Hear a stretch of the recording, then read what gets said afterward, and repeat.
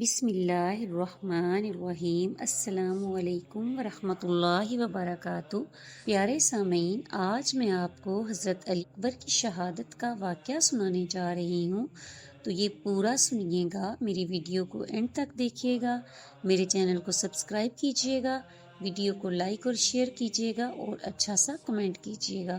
تو آئیے چلتے ہیں واقعہ کی طرف۔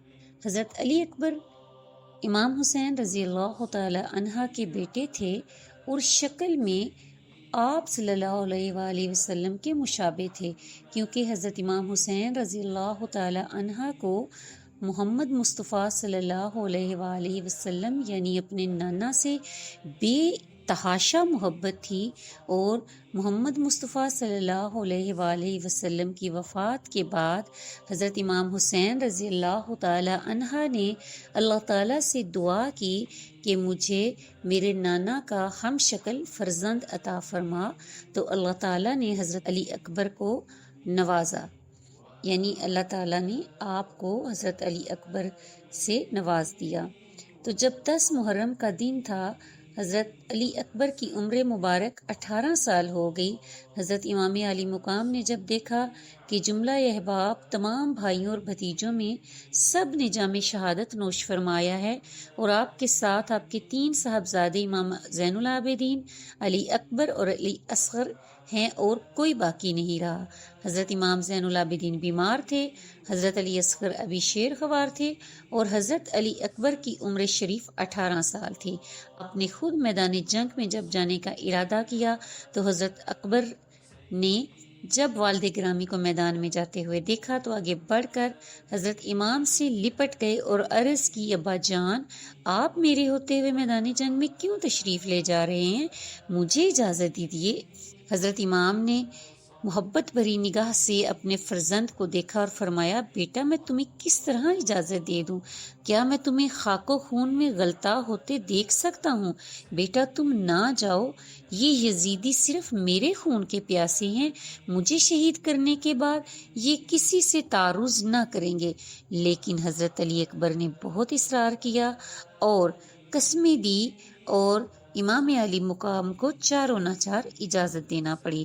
حضرت علی اکبر میدان جنگ میں جانے کے لیے تیار ہوئے تو امام علی مقام نے خود ان کے ہاتھوں میں تلوار تھمائی۔ حضرت علی اکبر نے جب خیمہ میں کھڑی ہوئی دکھ رسیدہ بیبیوں کو سلام کیا اور میدان جنگ کی طرف چل پڑے۔ حضرت علی اکبر شکل میں بالکل حضرت محمد مصطفیٰ صلی اللہ علیہ وآلہ وسلم کے مشابہ تھے۔ میدان جنگ میں پہنچے اور مبارز طلب فرمایا، لیکن یزیدی لشکر میں سے کوئی سامنے نہ آیا، تو آپ نے خود ہی لشکری اعداد میں گھس کر حملہ کر دیا اور فوج اشکیا کو درہم برہم کر دیا، اور کافی دیر تک لڑتے رہے۔ جب پیاس سے بے قرار ہو گئے تو پلٹ کر حضرت امام حسین رضی اللہ تعالی عنہ کی طرف آئے اور فرمایا کہ ابا جان، پیاس کی وجہ سے بہت برا حال ہے۔ حضرت امام حسین رضی اللہ تعالی عنہ نے اپنی زبان مبارک ان کے منہ میں ڈالی تو حضرت علی اکبر نے محسوس کیا کہ آپ کی زبان تو حضرت علی اکبر سے بھی زیادہ خشک ہے۔ پھر میدان جنگ میں تشریف لے آئے اور لڑنا شروع کر دیا، اور مبارز طلب فرمایا۔ عمر بن سعد کی بار بار غیرت دلانے پر اور موصل کی گورنری کے لالچ میں طارق نامی ایک پہلوان آپ کے مقابلے میں آیا، لیکن حضرت علی اکبر نے ایسا کاری وار کیا کہ وہ گھوڑے سے گرا اور ڈھیر ہو گیا۔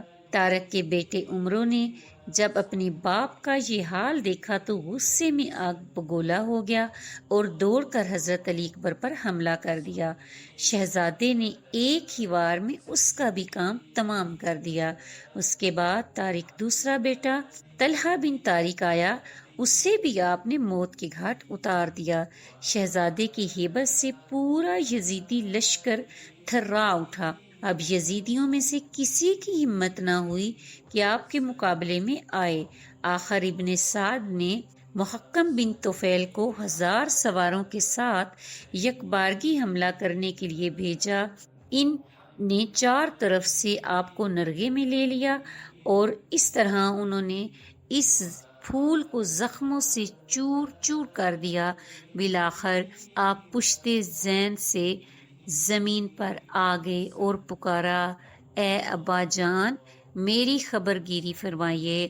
حضرت امام حسین نے بڑھ کر میدان میں جب اپنے بیٹے کو اٹھایا اور شہزادے کو اٹھا کے خیمے تک لائے اور ان کے چہرہ انور سے گرد آلود خون صاف کیا، اتنے میں حضرت علی اکبر نے آنکھیں کھولی، اپنے ابا جان کا آخری دیدار کیا اور اس بار فانی سے کوچ کر گئے۔